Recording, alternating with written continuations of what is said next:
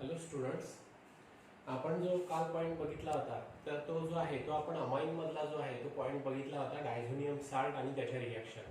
Okay, तर लॉकडाऊनच्या आधी जो आपण एक युनिट सुरू केला होता तो होता halogen derivative of alkane and Areen.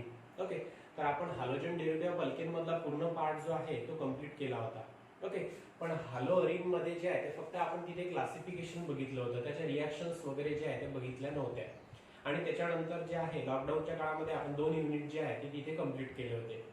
Okay, तर आता याच्यामध्ये जे आहे हॅलो अरीन मधला जो पार्ट राहिलेला आहे तो आपल्याला कम्प्लीट करायचा, म्हणजे तो जो युनिट आहे तो पूर्णतः जो आहे तो तुमचा कम्प्लीट होऊन जाईल. तर आता याच्यामध्ये आपल्याला हॅलो अरीनच्या ज्या आहे त्या रिॲक्शन्स वगैरे जे आहे त्या बघायच्या आहेत. ओके, तर हॅलोजन डेरिव्हेटिव्ह ऑफ अल्केन मध्ये जे आहे ते आपण SN1 mechanism, SN2 mechanism, difference, okay, त्याच्यानंतर जे आहे तिथे ऑप्टिकल ऍक्टिव्हिटी असे कन्सेप्ट जे आहे ते तिथे बघितले होते. ओके, आणि त्याच्यानंतर काही इफेक्ट वगैरे तिथे जे आहे ते बघितले होते, electromeric effect, inductive effect, resonance effect. Okay, तर असे टॉपिक जे आहे ते आपण तिथे कव्हर केले होते हॅलोजन डेरिव्हेटिव्ह ऑफ अल्केन मध्ये. तर त्यातला जो छोटासा पॉईंट जो आपला राहिला होता तो कुठला होता? Hello arenes. ओके, तर आता याच्यामध्ये हा जो पॉईंट आहे तो आपण तिथे कम्प्लीट करून घेऊ, जेणेकरून तुमचा युनिट जो आहे तो 100% जो आहे तो तिथे कम्प्लीट होऊन जाईल आणि मग तो प्रिपेअर करू शकणार तुम्ही पूर्ण. ओके, तर त्याच्यासाठी आता जो राहिलेला पार्ट आहे तो आपण बघू हॅलो अरीन्स. ओके, तर आता याच्यामध्ये जे आहे हॅलोजन डेरिव्हेटिव्ह ऑफ अरीन सुद्धा म्हणू शकतो किंवा याला हॅलो अरीन सुद्धा म्हणू शकतो. Okay, halogen derivative of arenes किंवा हॅलो अरीन्स. तर आता याच्यामध्ये हॅलो अरीन्स कशाला म्हणत असतात? तर आता याच्यामध्ये बघा अरोमॅटिक रिंग आहे. ओके, आता या अरोमॅटिक रिंगला डायरेक्टली जर हॅलोजन अटॅच असेल, ओके, तर आपण याला काय म्हणणार? Hello arenes. ओके, म्हणजे आपण असं म्हणू शकतो when the halogen atom is directly attached to the aromatic ring, that is benzene, then the compound which is formed it is called as a haloarine. Okay, किंवा तुम्ही असं सुद्धा म्हणू शकता when one or more hydrogen atom of the benzene ring, that is aromatic ring, are replaced by same number of halogen atoms. Okay, then the compound which is formed that is called as a haloarine, halogen derivative of arenes. Okay, जसं आपण alkyl halide जे आहे ते बघितलं होतं. Okay, अल्केनचा जर एक hydrogen जर रिप्लेस होत असेल एका हॅलोजन ऍटमनी तर आपण त्याला म्हटलं होतं अल्किल हॅलाइड. ओके, तर त्याच्यामध्ये आपण क्लासिफिकेशन सुद्धा बघितलं होतं, mono halogen derivative of alkane, di halogen derivative of alkane, tri halogen derivative of alkane, poly halogen derivative of alkane. तसंच हॅलो अरीनचं जे आहे ते सुद्धा क्लासिफिकेशन आहे. तर त्याच्यामध्ये mono halo arene, di halo arene, tri halo arene, poly halo arene अशा प्रकारचे जे आहेत ते तिथे हॅलो अरीन्स तिथे असतात. ओके, पण ऍक्च्युअली आपल्याला जे आहे ते पहिले हा पार्ट जो बघायचा होता क्लासिफिकेशन, हा सेकंड पॉइंट आहे. तर हॅलो अरीन्स कशाला म्हणत असतात? Okay, when the halogen atom is directly attached to the benzene ring, then the compound which is formed is called as a haloarine. Okay, किंवा तुम्ही असंही म्हणू शकता when one or more hydrogen atom of the benzene ring are replaced by same number of halogen atom, then the compound which is formed it is called as a haloarine.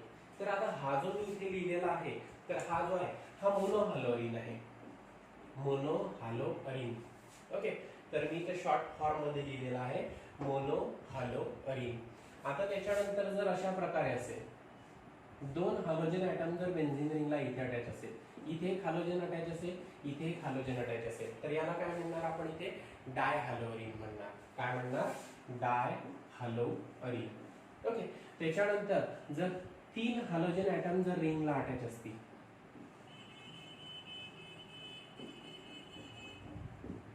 Okay, तर याला काय म्हणणार आपण? इथे try हॅलोअरीन. Okay, काय म्हणणार याला? Try हॅलोअरीन. आता त्याच्यानंतर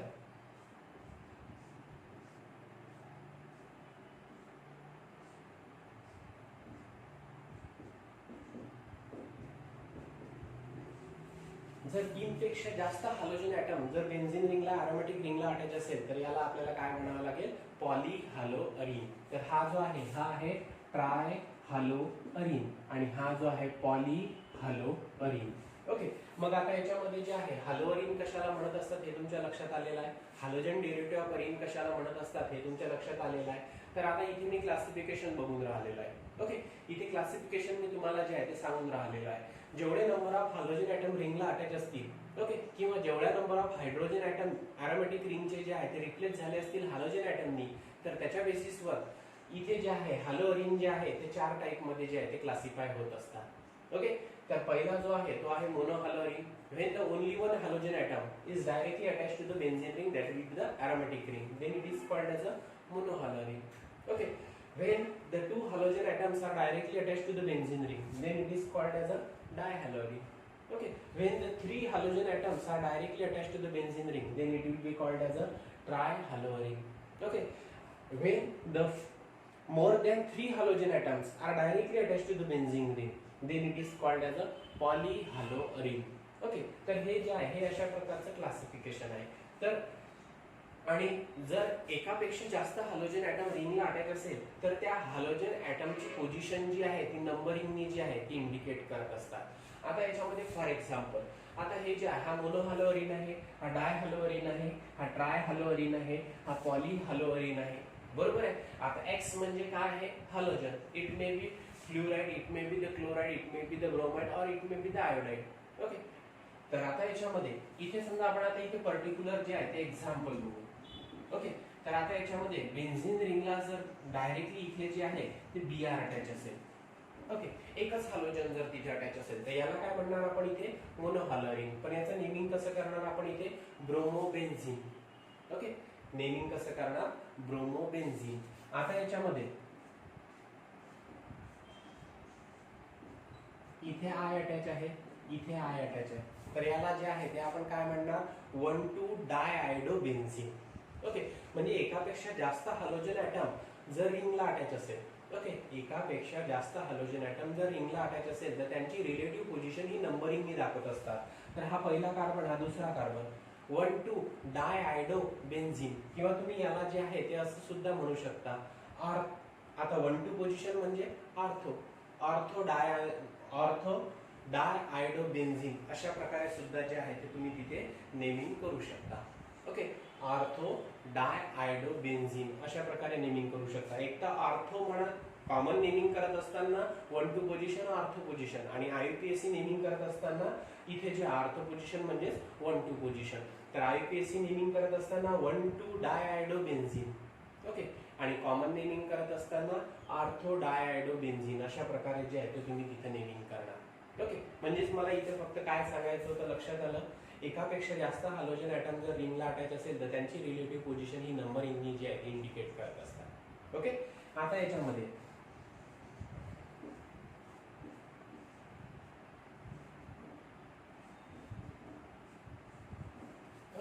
आता हा जो आहे हा डायहॅलोअरिन आहे, बरोबर आहे. तर याचं एक्झाम्पल जे आहे ते आपण इथे बघितलेलं आहे, 1,2 डायआयडोबेन्झीन. आता हा जो आहे हा ट्रायहॅलोअरिन आहे, तर त्याचं एक्झाम्पल जे आहे ते आपण इथे बघितलेलं आहे, बरोबर आहे. मग आता याच्यामध्ये याचं नेमिंग करत असताना कसं करणार, हा जो आहे हा पहिला कार्बन, ओके, त्याच्यानंतर हा दुसरा, हा तिसरा, हा चौथा, हा पाचवा आणि हा सहावा.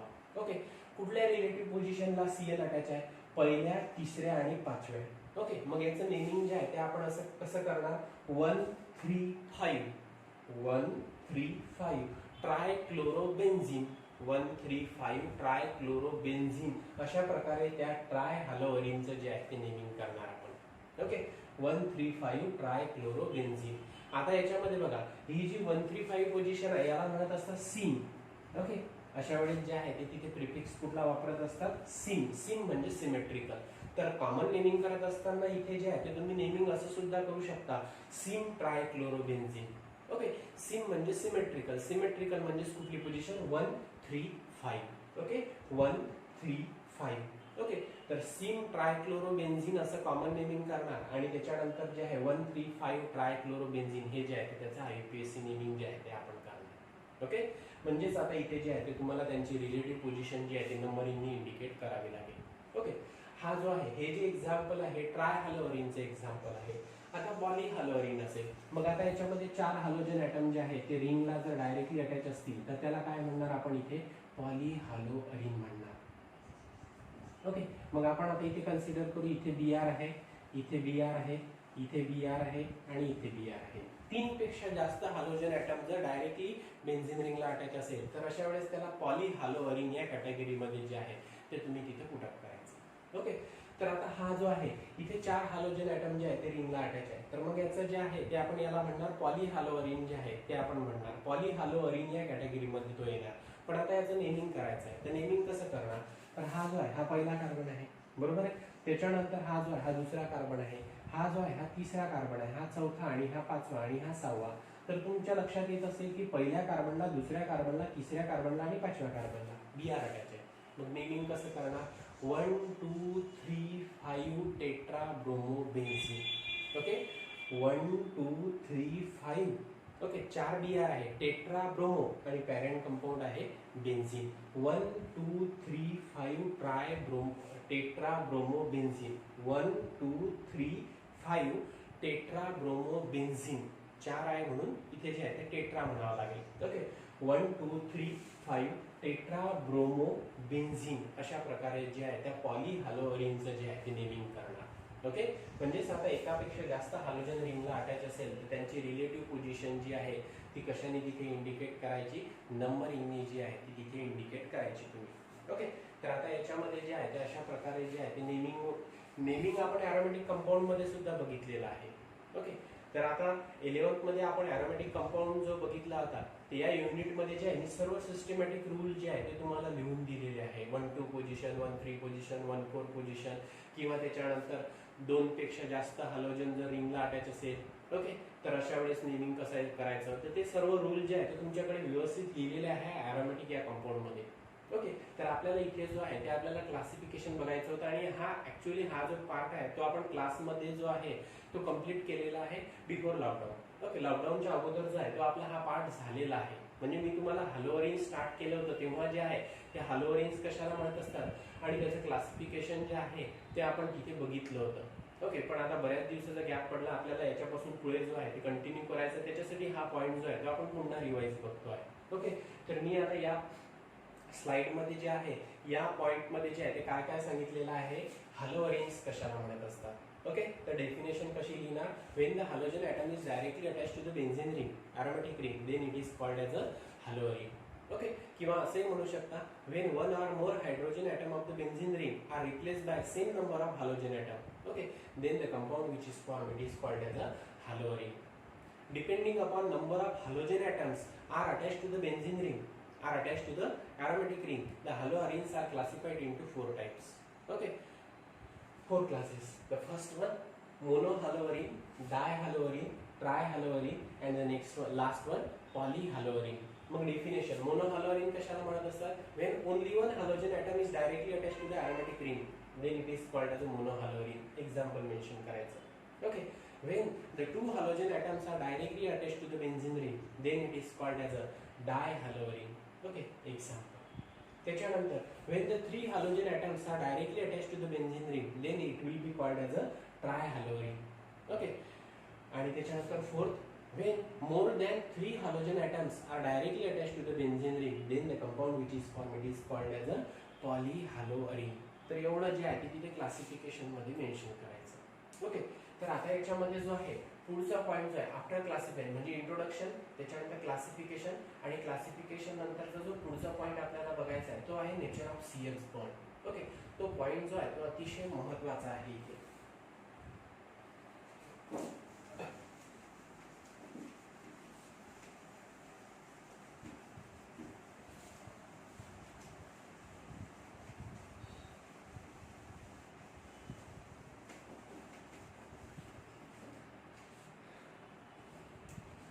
आता याच्यामध्ये जे आहे ते अल्किल हॅलाइड जो आहे, अल्किल हॅलाइड मध्ये कार्बन हॅलोजन बॉन्ड याचं नेचर जे आहे ते आपण इथे बघितलेलं आहे. हा अल्किल हॅलाइड आहे, हा हॅलोजन डेरिव्हेटिव्ह ऑफ अल्केन आहे. त्याच्यानंतर हा जो आहे हा इथे मी मेन्शन करतो आहे, हा जो आहे हा इथे अरिल हॅलाइड आहे, बरोबर आहे. हा अल्किल हॅलाइड, हा हॅलोजन डेरिव्हेटिव्ह ऑफ अल्केन, हा हॅलोजन डेरिव्हेटिव्ह ऑफ अरिन, हा हॅलोअरिन. ओके, तर आता इथे कार्बन हॅलोजन बॉन्ड जो आहे, इथे कार्बन हॅलोजन बॉन्ड जो आहे तो त्याचं नेचर जे आहे ते आपल्याला इथे बघायचं आहे. ओके, तर आता याच्यामध्ये सर्वात अगोदर तुमच्या लक्षात येणार हॅलोजन डेरिव्हेटिव्ह ऑफ अल्केनमध्ये ज्या कार्बनला हॅलोजन ॲटम अटॅच असतो तो जो कार्बन ॲटम आहे तो sp3 हायब्रिडाइज असतो. कुठला असतो? sp3 hybridise. ओके, कारण इथे कार्बननी जे आहे ते 4 सिग्मा कोव्हॅलंट बॉन्ड फॉर्म केलेला आहे. पण आता याच्यामध्ये जे आहे इथे जर बघायचं झालं तर या रिंग मध्ये काय आहे? Alternate double bond single bond present आहे. ओके, आणि ज्या कार्बनला हॅलोजन अटॅच आहे त्या कार्बनला बघा हा एक सिग्मा बॉन्ड, हा एक सिग्मा बॉन्ड, हा एक सिग्मा बॉन्ड आणि हा एक पाय बॉन्ड. म्हणजे या कार्बननी काय केलेले आहे? इथं 3 सिग्मा आणि 1 पाय बॉन्ड फॉर्म केलेला आहे. म्हणून याचा हायब्रिडायझेशन कुठला इथे? sp2 आहे. तर आता इथे जो आहे तो पहिला डिफरन्स तुमचा लक्षात आलेला आहे. हॅलोजन डेरिव्हेटिव्ह ऑफ अल्केन आणि हॅलोजन डेरिव्हेटिव्ह ऑफ रिंग. तर याच्यामध्ये कार्बन हॅलोजन बॉन्डचं नेचर जर बघितलं तर त्याच्यामध्ये पहिला पॉईंट इथे क्लिअर झालेला आहे किंवा अल्किल हॅलाइडमध्ये ज्या कार्बनला हॅलोजन ॲटम अटॅच असतो तो कार्बन ॲटम जो आहे sp3 हायब्रिडाइज असतो. ओके, आणि त्याच्यानंतर हॅलोअरिन्समध्ये ज्या कार्बनला हॅलोजन ॲटम अटॅच असतो तो जो आहे तो तिथे sp2 हायब्रिडाइज असतो. ओके, आता याच्यामध्ये हा जो बॉन्ड आहे हा बॉन्ड जो आहे हा वीक असतो कंपॅरेटिव्हली याच्यापेक्षा, आणि हा जो बॉन्ड आहे हा कंपॅरेटिव्हली जो आहे तो स्ट्रॉंग असतो.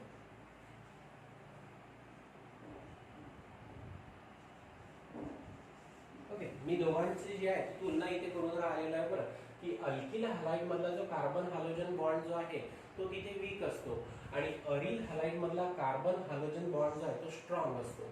ओके, आता याच्यामध्ये जे आहे ते रिझन काय असेल?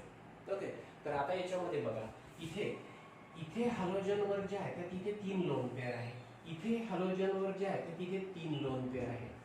ओके, त्याच्या p ऑर्बिटल मध्ये जे आहे जे इलेक्ट्रॉन प्रेझेंट आहे ते लोन पेअरच्या फॉर्म मध्ये प्रेझेंट आहे.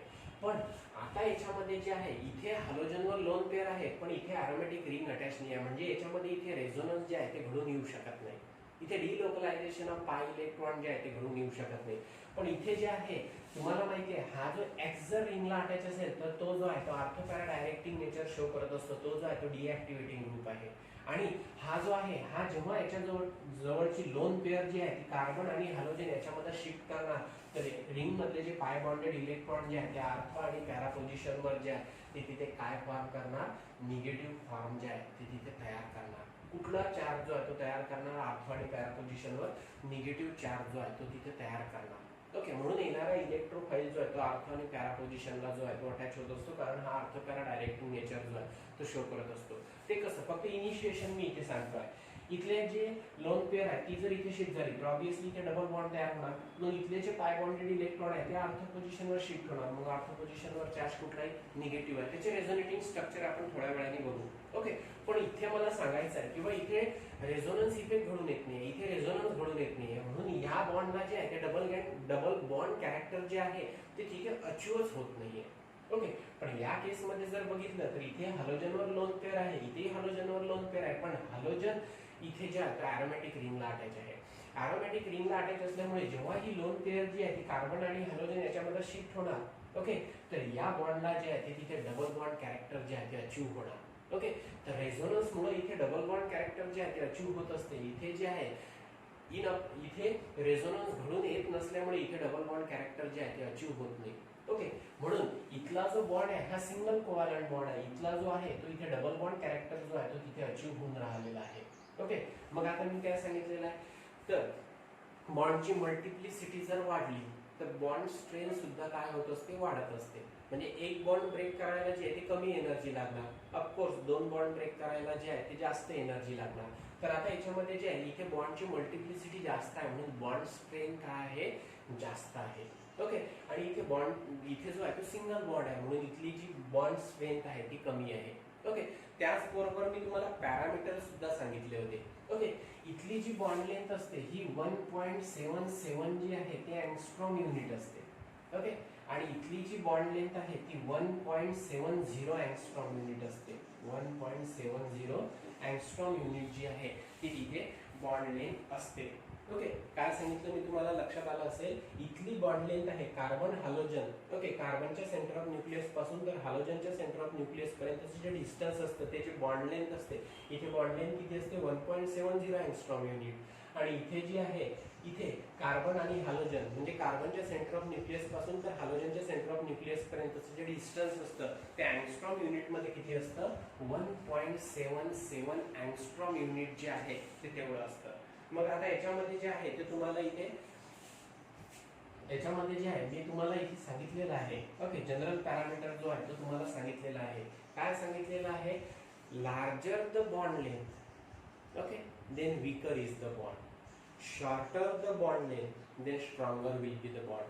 मग आता इथे बॉन्ड लेंथ कमी आहे म्हणून हा बॉन्ड काय आहे स्ट्रॉंग आहे. आणि त्याच्यानंतर इथे बॉन्ड लेंथ जास्त आहे म्हणून हा बॉन्ड काय आहे वीक आहे. ओके, म्हणजे आता इथे पॅरामीटर जे आहे ते मी तुम्हाला इथे अशा प्रकारे जे आहे ते सांगितले होते. आता हे जे पॅरामीटर आहे 1.77 अँगस्ट्रॉम युनिट, इथे 1.70 अँगस्ट्रॉम युनिट, तर ओल्ड बुक मध्ये जे आहे त्या अँगस्ट्रॉम युनिट मध्ये अशा प्रकारचे जे आहे ते तिथे पॅरामीटर जे आहे ते मेन्शन केलेले आहेत. ओके, पण आता याच्यामध्ये जर नवीन तुम्ही बुक बघितलं, नवीन बुक मध्ये जे आहे ते अशा प्रकारचे पॅरामीटर दाखवलेले आहे 169 पिकोमीटर. ओके, आणि त्याच्यानंतर 178 पिकोमीटर. तर पिकोमीटर मध्ये जे आहे ते बॉन्ड लेंथ दाखवलेले आहे आणि थोडंफार तिथे व्हेरिएशन जे आहे ते असू शकतं. ओके, तर नवीन बुक नुसार जर बघितलं ओके तर त्याच्यामध्ये हे पॅरामीटर तुम्ही लक्षात ठेवले तरी चालेल. ओके, म्हणजे आता हे जे आहे 178 पिकोमीटर तर carbon halogen in alkyl halide. Okay, alkyl halide मधल्या कार्बन हॅलोजन मधली जी बॉन्ड लेंथ असते तर ती किती असते 178 पिकोमीटर एवढी असते. ओके, म्हणजे आता याच्यामध्ये इथे जे आहे ते तुम्ही मेन्शन केलं तरी चालेल. आणि त्याच्यानंतर 169 पिकोमीटर जे आहे ती बॉन्ड लेंथ जी आहे ती कार्बन हॅलोजन अरिल हॅलाइड मधली जी आहे ती तिथे मेन्शन केलेली आहे. ओके, तर आता याच्यामध्ये जो आहे तुम्हाला इथे लक्षात येत असेल याही पॅरामीटर वरून डायरेक्टली लक्षात येते आहे किंवा इथे जे आहे कार्बन आणि हॅलोजन यांची बॉन्ड लेंथ जी आहे ती 169 पिकोमीटर आहे. बॉन्ड लेंथ जी आहे ती कमी आहे म्हणून हा बॉन्ड काय असेल स्ट्रॉंग असेल. आणि इथे जे कार्बन हॅलोजन मधली जी बॉन्ड लेंथ आहे ती किती आहे 178 पिकोमीटर आहे म्हणजे लार्जर बॉन्ड लेंथ आहे. बॉन्ड लेंथ जर जास्त असेल तर बॉन्ड काय असेल वीक असेल. जनरल प्रोपोर्शन मी तुम्हाला याच्या अगोदर जे आहे ते मेन्शन केलेलं आहे.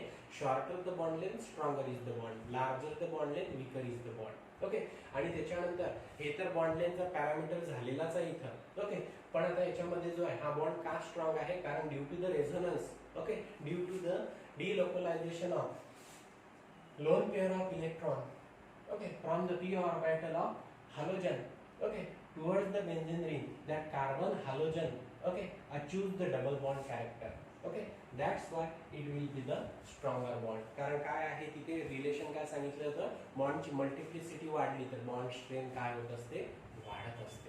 ओके, तर आता याच्यामध्ये इथे डबल बॉन्ड कॅरेक्टर कशामुळे अचीव होत असते कारण हॅलोजन जो आहे तो अरोमॅटिक रिंगला डायरेक्टली अटॅच असतो आणि तो जो आहे त्याच्याजवळचे जे लोन पेअर ऑफ इलेक्ट्रॉन आहे तो कशामध्ये इन्व्हॉल्व करत असतो डिलोकलायझेशन मध्ये इन्व्हॉल्व करत असतो, रेझोनन्स मध्ये इन्व्हॉल्व करत असतो म्हणून तिथे डबल बॉन्ड कॅरेक्टर अचीव होत असते. म्हणून इथे बॉन्ड स्ट्रेंथ जास्त असते, इथला बॉन्ड स्ट्रॉंग असतो, इथला बॉन्ड जो वीक असतो. पॅरामीटर जर लक्षात ठेवायचे असेल तर इथली बॉन्ड लेंथ किती 1.77 अँगस्ट्रॉम युनिट आणि इथली बॉन्ड लेंथ किती 1.70 अँगस्ट्रॉम युनिट. ओके, आणि त्याच्यानंतर जर पिकोमीटर मध्ये जर तुम्हाला पॅरामीटर लक्षात ठेवायचे असेल तर आता याच्यामध्ये इथे अल्किल हॅलाइड हा अरिल हॅलाइड, अल्किल हॅलाइड मध्ये कार्बन हॅलोजन बॉन्ड लेंथ किती असते 178 पिकोमीटर असते आणि त्याच्यानंतर जे आहे अरिल हॅलाइड मध्ये हॅलो अरिल मध्ये कार्बन हॅलोजन बॉन्ड लेंथ जी आहे ती किती असते 169 पिकोमीटर जी आहे ती एवढी असते. ओके, आलं एवढं लक्षात. इथे आपण नेचर ऑफ CH बॉन्ड हा सुद्धा पॉईंट जो आहे तो तिथे बघितला होता. म्हणजे मला असं वाटतं आठवते किंवा हॅलो अरिन्स मध्ये जे आहे ते इंट्रोडक्टरी पार्ट बघितला होता. हॅलो अरिन्स कशाला म्हणत असतात, हॅलो अरिनचं जे आहे ते आपण तिथे क्लासिफिकेशन बघितलं होतं आणि त्याच्यानंतर nature of CH bond in halo arene ते कम्पॅरेटिव्हली जे आहे ते तिथे आपण बघितलं होतं. ओके, तर हा पॉईंट जो आहे तो तुमचा क्लिअर झाला असेल. तर आता याच्यामध्ये हा जो अरिल हॅलाइड असतो ओके हॅलो अरिन असतो त्याचे जे आहे ते आपल्याला रेझोनेटिंग स्ट्रक्चर जे आहे ते बघायचे आहे. मी इथं कारण रेझोनेटिंग स्ट्रक्चर का बघायचं आहे कारण मी इथं तुम्हाला जे आहे ते म्हटलेलं आहे किंवा इथे जे आहे कार्बन हायड्रोजन बॉन्ड जो आहे तो डबल बॉन्ड कॅरेक्टर जे आहे ते अचीव करत असतो. डबल बॉन्ड कॅरेक्टर का अचीव करू शकतो?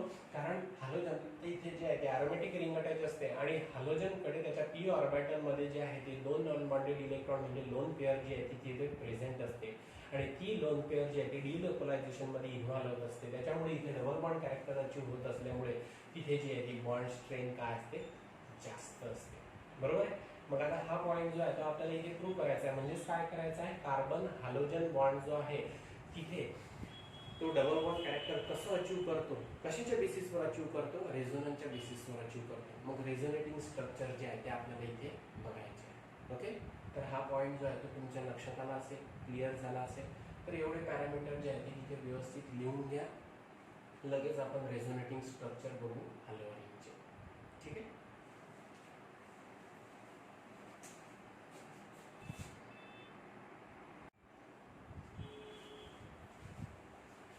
ओके, तर आता याच्यामध्ये हॅलोजनचे जे आहे ते रेझोनेटिंग स्ट्रक्चर. तर आता याच्यामध्ये इथे बघा,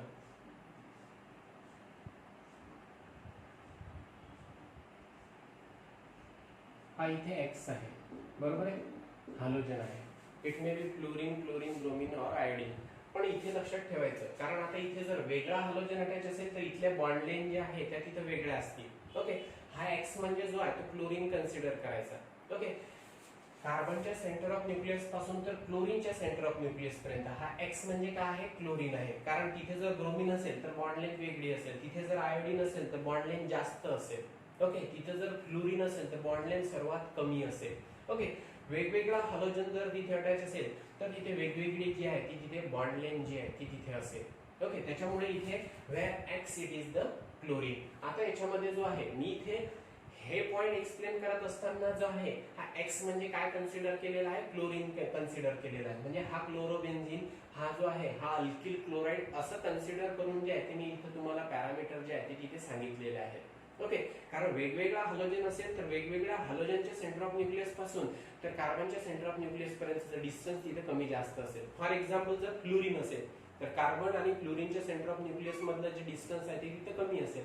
पण जर इथे एक्सच्या जागी आय असेल तर कार्बनच्या सेंटर ऑफ न्यूक्लियस पासून तर आयोडीनच्या सेंटर ऑफ न्यूक्लियस पर्यंतचं जे डिस्टन्स आहे ते जास्त असेल, कारण आयोडीनची ॲटॉमिक साईज जास्त आहे.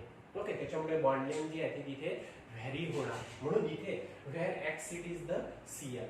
ओके, हे इथे जर क्लोरीन अटॅच असेल तर अशा प्रकारचे पॅरामीटर असतात. ओके, तर हे जनरल म्हणून जे आहे ते तुम्ही तिथे असे लक्षात ठेवायचे. पण हे पॅरामीटर मी तुम्हाला कशासाठी सांगितलेले आहेत? ओके, कार्बन क्लोरीन यामधले जे आहे तिथे पॅरामीटर जे आहे ते मी तुम्हाला सांगितलेले आहे. हायब्रिडायझेशन मध्ये चेंज होणार नाही. इथे हायब्रिडायझेशन sp3 राहणार, इथे हायब्रिडायझेशन sp3 राहणार. ओके, फक्त बॉन्ड लेंथची पॅरामीटर मी म्हणून राहिलेला आहे. ओके, बॉन्ड लेंथ व्हॅरी केव्हा होणार? या एक्सच्या जागी फक्त काय असेल? एफ असेल, Br असेल किंवा आय असेल तर. पण हे पॅरामीटर मी बॉन्ड लेंथचे कोणाच्या बाबतीत सांगितलेले आहे? Clच्या बाबतीत जे आहे ते तिथे सांगितलेले आहे. ओके, आता याच्यामध्ये आता इथे कुठलाही हॅलोजन अटॅच असेल. ओके, फ्लोरीन असेल, क्लोरीन असेल, ब्रोमीन असेल, आयोडीन असेल तर त्याच्यामुळे जे आहे ते रेझोनेटिंग स्ट्रक्चर जे आहे ते सारखेच असेल. ओके, कारण प्रत्येक हॅलोजन ॲटमवर जे आहे तिथे 3 लोन पेअर जे आहे ते तिथे प्रेझेंट आहे. ओके, मग आता याच्यामध्ये इथले जे नॉन बॉन्डेड इलेक्ट्रॉन आहे ते इथे शिफ्ट होणार. बरोबर आहे. आता त्याच्यानंतर इथले जे पाय बॉन्डेड इलेक्ट्रॉन आहे ते या कार्बनवर शिफ्ट होणार. ओके, मग याचं जे इक्विव्हॅलंट स्ट्रक्चर जे तयार होणार, ओके, कॅनोनिकल स्ट्रक्चर जे तयार होणार ते अशा प्रकारचं असेल. ओके, हा इथला जो बॉन्ड आहे तो इथे शिफ्ट झालेला आहे, म्हणजे इथे चार्ज कुठला आहे? निगेटिव्ह. बाकीचे जे बॉन्ड आहे ते ॲज इट इज असेच्या असे प्रेझेंट असतील. आणि त्याच्यानंतर इथे काय अटॅच आहे? हॅलोजन. तर हॅलोजननी स्वतःची लोन पेअर दिलेली आहे. दोन लोन पेअर त्याच्याकडे राहणार. एक लोन पेअर जी आहे ती त्याने डिलोकलायझेशन मध्ये इन्व्हॉल्व केली. इथे डबल बॉन्ड जो आहे तो फॉर्म झालेला आहे.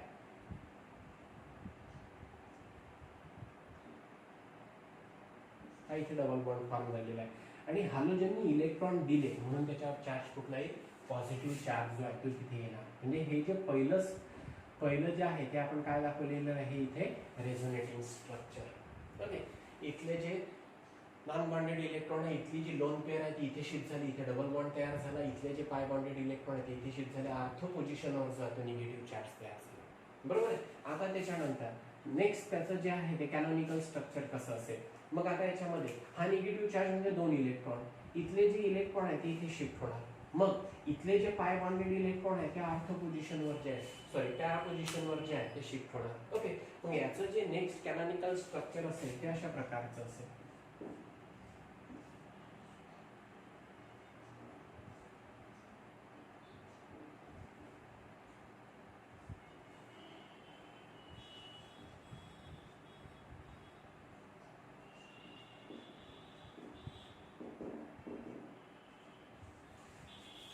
बरोबर आहे.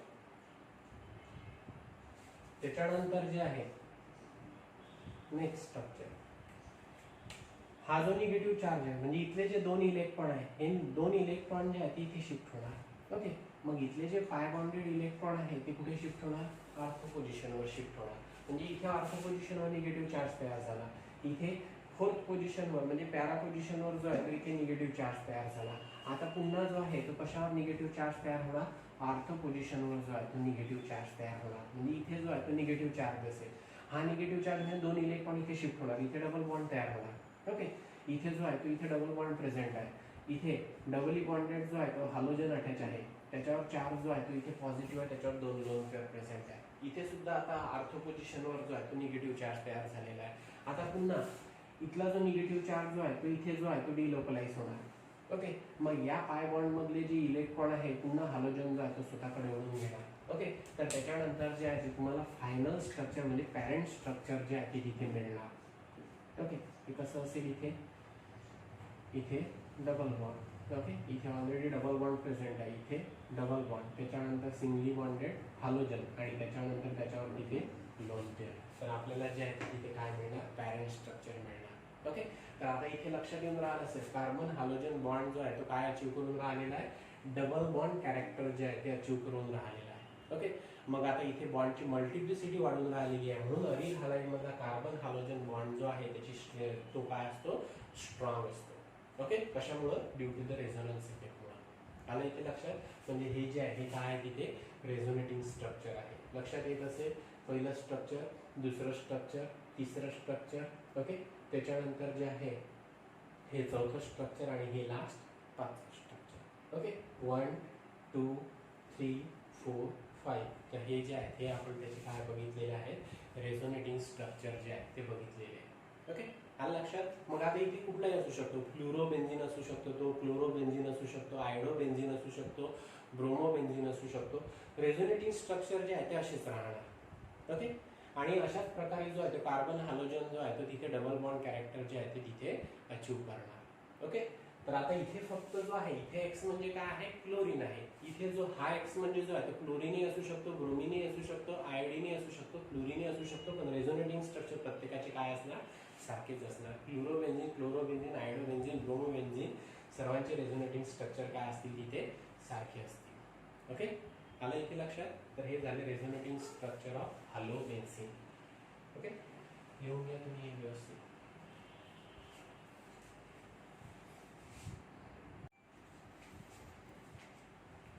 नेक्स्ट पॉईंट जो आपल्याला बघायचा आहे तो आहे रिॲक्शन्स ऑफ हॅलोअरीन विथ मेटल. म्हणजे हॅलोअरीनचे जे आहे ते आपल्याला इथे रिॲक्शन बघायचे आहे. ओके, तर आपल्याला जे आहे ते प्रामुख्याने सध्या आता दोन रिॲक्शन बघायचे आहे, वर्ड्स फिटिक रिॲक्शन आणि त्याच्यानंतर फिटिक रिॲक्शन. ओके, आता याच्यामध्ये जे आहे वर्ड्स रिॲक्शन तुमची जी आहे ती तिथे 11th मध्ये झालेली आहे.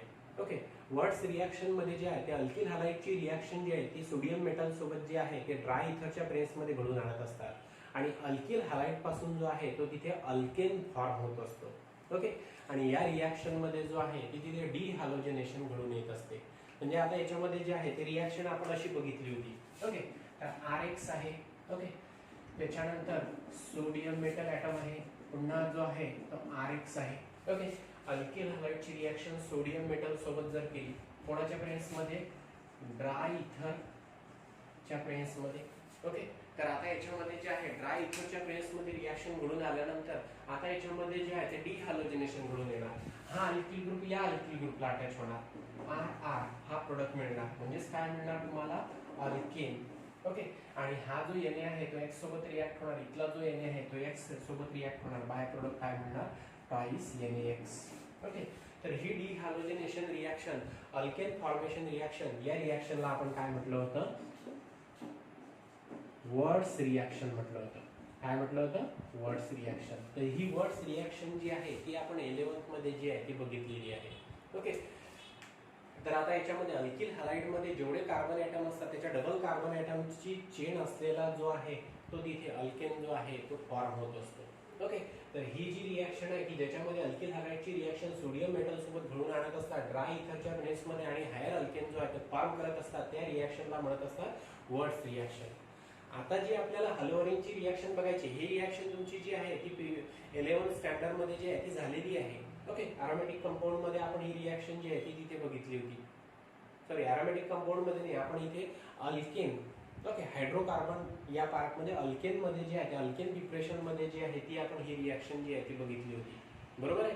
तर आता याच्यामध्ये आपल्याला हलोअरिनची जी रिॲक्शन बघायची आहे त्याच्यामध्ये ही वर्ड्स रिॲक्शन, आपल्याला वर्ड्स फिटिक रिॲक्शन बघायची. ओके. तर आता याच्यामध्ये वर्ड्स रिॲक्शनची एक्सटेन्शन रिॲक्शन आहे वर्ड्स फिटिक रिॲक्शन. मग आता वर्ड्स रिॲक्शन कशाला म्हणतात तर ते सांगण्यासाठी हा पॉईंट जो आहे तो मी इथे रिवाइज केलेला आहे. या वर्ड्स रिॲक्शनचीच एक्सटेन्शन रिॲक्शन कुठली आहे वर्ड्स फिटिक रिॲक्शन. तर फिटिकनी जी आहे ती रिॲक्शन जी आहे ती परफॉर्म केली होती. ओके. तर फिटिक जे आहे हे केमिस्टचं नाव आहे. ओके. तर फिटिक नावाच्या केमिस्टने जी आहे ती रिॲक्शन परफॉर्म केली होती म्हणून त्याला जे आहे ते वर्ड्स फिटिक रिॲक्शन म्हणत असतात. Wurtz Fittig reaction it is the extension of words reaction which was first perform by फिटिक. That's why it will be called as a words Fittig reaction. Okay. तर ही जी आहे ती आपण अल्किल हलाइडच्या बाबतीत जी आहे ती तिथे रिॲक्शन बघितलेली आहे. तर आपल्याला हलोअरिनचे रिॲक्शन बघायचे आहे. ओके. तर आता ही रिॲक्शन जी आहे ती अगोदर झालेली आहे. तर आता आपल्या याच्या बेसिसवर कुठली रिॲक्शन बघायची आहे वर्ड्स फिटिक रिॲक्शन.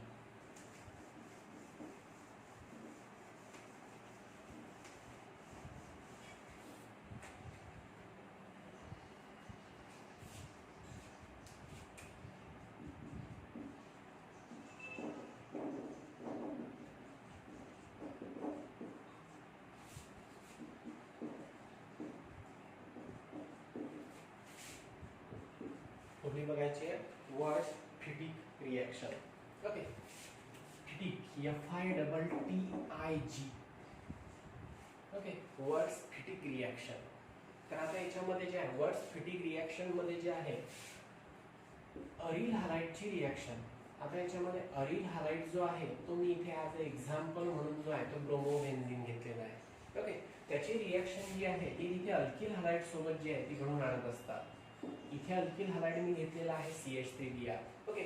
अल्किल हलाइडची रिॲक्शन अरिल हलाइड सोबत, अरिल हलाइडची रिॲक्शन अल्किल हलाइड सोबत आणि त्यांना जे आहे ते कोणासोबत रिॲक्ट करत असतात सोडियम मेटल सोबत. ओके. आणि ही जी रिॲक्शन आहे ही ड्राय इथर या सॉल्व्हेंट मध्ये जी आहे ती घडून येत असते. Dry ether is used as solvent in this reaction. Okay. When the alkyl halide, aryl halide and sodium metal are allowed to react in presence of dry ether, then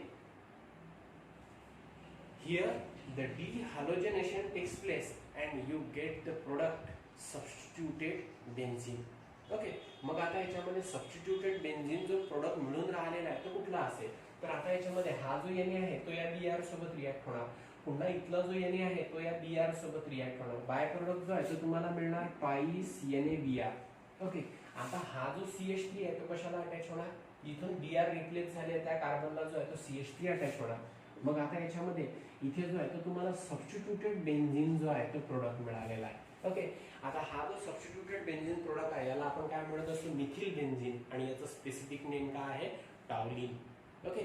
तर ही जी reaction आहे याला काय म्हणत असतात वर्ड्स फिटिक रिॲक्शन. वर्ड्स रिॲक्शनची extension reaction म्हणजे Wurtz Fittig reaction आणि ही रिॲक्शन सर्वात अगोदर जी आहे कोणी परफॉर्म केली होती फिटिकनी म्हणून याला काय म्हणत असतात वर्ड्स फिटिक रिॲक्शन. ओके. ही एक नेम रिॲक्शन आहे पण सर्वात अगोदर काय करायचं तिथे स्टेटमेंट लिहायचं. ओके.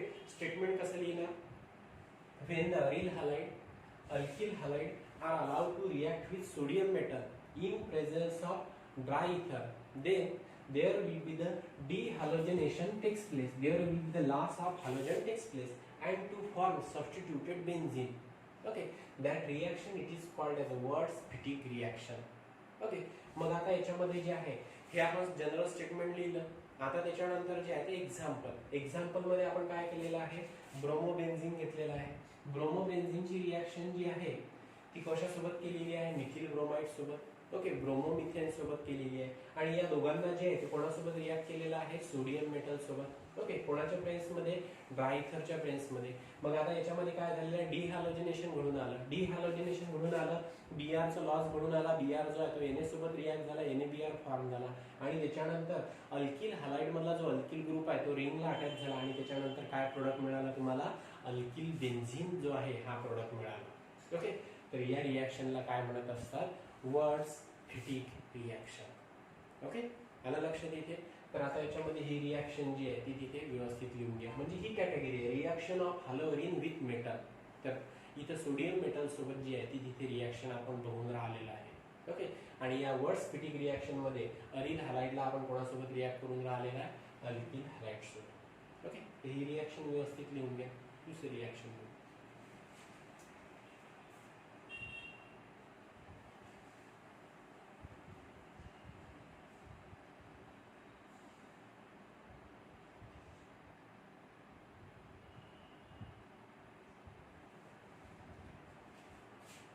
ठीक आहे. त्याच्यानंतरची जी नेक्स्ट रिॲक्शन बघायची आहे ती आहे फिटिक रिॲक्शन.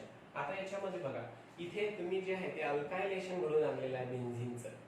ओके, काय घडून आणलेलं आहे, alkylation. So that will be the reaction you called as a alkylation of benzene. Okay, तर आता याच्यामध्ये जे आहे बेन्झीन रिंगचा Br रिप्लेस केला आणि त्याला जो आहे तो अल्किल ग्रुप अटॅच केलेला आहे. म्हणजेच काय घडून आणलेलं आहे इथे, अल्कायलेशन जे आहे ते बेन्झीनचं जे आहे ते इथे घडून आणलेलं आहे. ओके, कशामध्ये, वर्ड्स फिटिक रिॲक्शन मध्ये. आता नेक्स्ट जी रिॲक्शन आपल्याला बघायची आहे, कुठली बघायची आहे इथे, फिटिक रिॲक्शन. ओके, तर आता याच्यामध्ये फिटिक रिॲक्शन.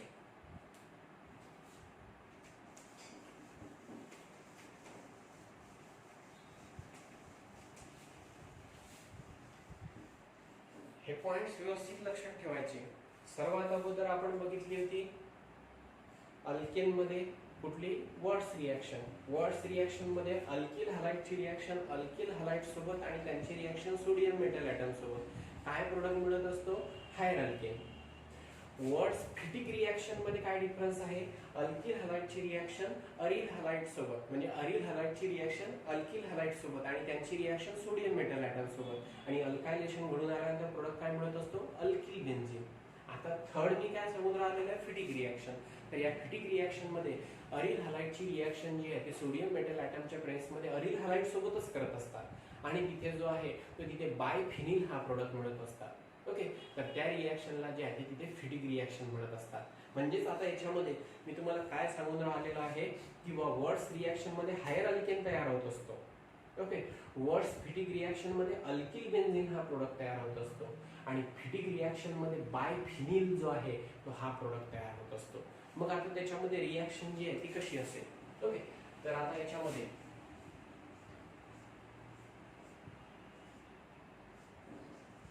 ब्रोमोबेन्झीन आहे. ओके, ट्रायसेनिक पुन्हा जो आहे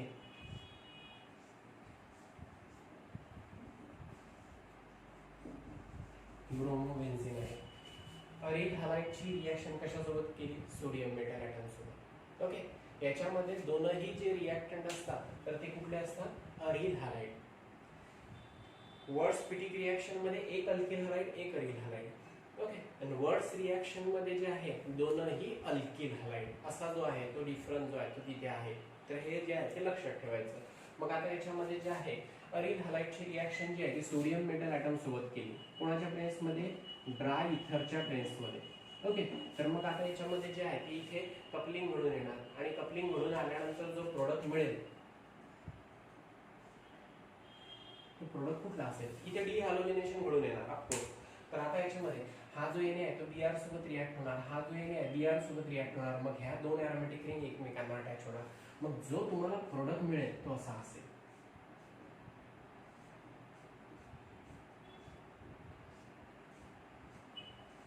असा प्रोडक्ट मिळणार. हा कार्बन या कार्बनला अटॅच होणार, म्हणजे दोन एरोमॅटिक रिंग जे आहेत ते एकमेकांना अटॅच होणार आणि हा प्रोडक्ट मिळेल. ओके, आणि त्याच्यानंतर हा Na Br सोबत रिॲक्ट होणार, हा Na Br सोबत रिॲक्ट होणार आणि बाय प्रोडक्ट काय मिळणार, ट्वाइस Na Br. म्हणजे इथे काय घडून येणार, डिहॅलोजिनेशन घडून येणार. काय घडून येणार, डिहॅलोजिनेशन. ओके, आणि प्रोडक्ट काय मिळेल, बायफिनिल. काय मिळेल बायफिनिल. तर या रिॲक्शनला काय म्हणत असतात फिटिक रिॲक्शन. मग ही सुद्धा वर्ड्स रिॲक्शन आहे, ही सुद्धा जी आहे ती नेम रिॲक्शन आहे. मग या नेम रिॲक्शनचं स्टेटमेंट कसं लिहिणार? Okay, when the aryl halides are allowed to react with sodium metal in presence of dry ether, then to form biphenyl as a product by dehalogenation reaction, then that reaction it is called as a phytic reaction. अशी reaction की ज्याच्यामध्ये aril हलाइडची reaction sodium metal सोबत घडून आणत असतात dry इथरच्या प्रेसमध्ये आणि बायफिनिल हा प्रोडक्ट मिळत असतात. ओके, तर त्या रिॲक्शनला काय म्हणत असतात? फिटिक रिॲक्शन म्हणत असतात. ओके, मला ते इथे लक्षात जे आहे ते तुम्हाला क्लिअर झालं असेल. ओके, हॅलोअरिन मध्ये reactions of haloarene with metal याच्यामध्ये आपण दोनच रिॲक्शन बघितल्या. एक अगोदर झालेली होती ती अल्किल हलाइडची होती. तर आपण कुठल्या रिॲक्शन बघितल्या? वर्ड्स फिटिक रिॲक्शन आणि दुसरी कुठली बघितली? Fittig reaction. Okay, reaction of haloarene with metal. तर त्यामध्ये वर्ड्स फिटिक रिॲक्शन आणि फिटिक रिॲक्शन. ओके, तर हे पॉईंट जे आहे ते जिथे क्लिअर झाले व्यवस्थित नोट डाऊन करून घ्या. उद्या जो आहे तो आपण नेक्स्ट पॉईंट सुरू करूया. ठीक आहे.